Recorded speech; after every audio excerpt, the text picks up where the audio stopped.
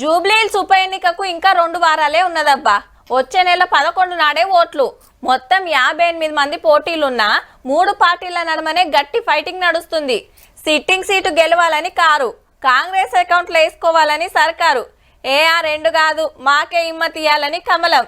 కానీ నామినేషన్ లేసినాం, ఇక మా పని అయిపోయిందని ఇంట్లో కూర్చుంటే కాదు కదా, పబ్లిక్ లా పతార పెంచుకోవాలి. జూబ్లీహిల్స్ ప్రచారం జోరు అయినట్టే. 3 పార్టీలు మునం పెట్టి బస్తీల బాట పట్టి ఒక్క తీవ్ర బతిమిలాడుతున్నాయి ఓట్ల కోసము. నవీన్ కుమార్ యాదవ్ సార్ని అసెంబ్లీకి దొలకపోవాలని 3 మంత్రులు తిరుగుతున్నారు. కాంగ్రెస్ సర్కార్ వచ్చినాక పెట్టిన పథకాలు, నడుస్తున్న పనులు మళ్ళా ఇరక చేస్తున్నారు. సీఎం రేవంత్ రెడ్డి సార్ కూడా ప్రచారానికి వస్తున్నట్టు. బేస్తారం శుక్రవారం 2 దినాలలో 4 డివిజన్లు తిరుగుతాడట కాంగ్రెస్ పార్టీని గెలిపిస్తానికి. 3వ రోజు గ్యాప్ తీసుకొని 4-5 తారీఖులలో 2వ మల్క తిరుగుతాడట. గవర్నమెంట్ మంచిగా పనిచేస్తలేదని ప్రతిపక్షాలు అంటున్నాయి కాబట్టి ఎలక్షన్లలో గెలిస్తే పబ్లిక్ హిమ్మత్ మాకే ఉంటదని చూపించుకున్నట్టు అవుతుంది. ఇక ఇవాళ గులాబీ లీడర్లు కార్ దిగి ఆటోలెక్కిరు. డ్రైవర్ అన్నల పరిస్థితి మంచిగా లేదు, ఆటోలకు ఫ్రీ బస్ పెట్టినందుకు. కానీ లేడీస్ పుకట్ల తోరుస్తలేరని కాంగ్రెస్ వాళ్ళు ఆర్టీసీ బస్ ఎక్కిండ్రు.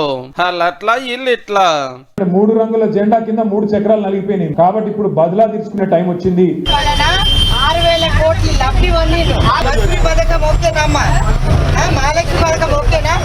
అయితే అధ్యక్షుల వారిని మస్తు బతిమిలాడుతున్నట్టు జర మీరు వచ్చి ప్రచారం చేస్తే బాగుంటదని.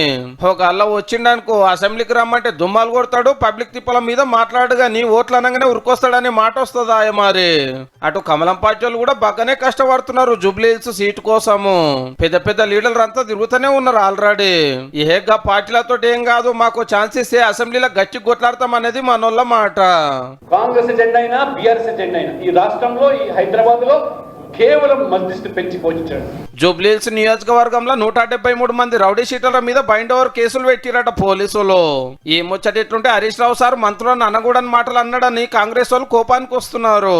ఈ కుటుంబ పంచాయతీ తెచ్చుకొని నేను ఎప్పుడో చెప్పిన 5 టీఆర్ఎస్లు అయితే పెన్షనర్స్ ఉంటుంది కదా, టీఆర్ఎస్ పెన్షనర్స్ కేసీఆర్ అధ్యక్షుడు, టీఆర్ఎస్ హెచ్ అంటే హరీష్ రావు, టీఆర్ఎస్ కవిత అంటే కాదు, టీఆర్ఎస్ కేటీఆర్, టీఆర్ఎస్ హిమాంశు రావు, ఈ చాలా పార్టీలు వస్తాయి. ఆ పార్టీ గురించి మాట్లాడే టైం వేస్ట్.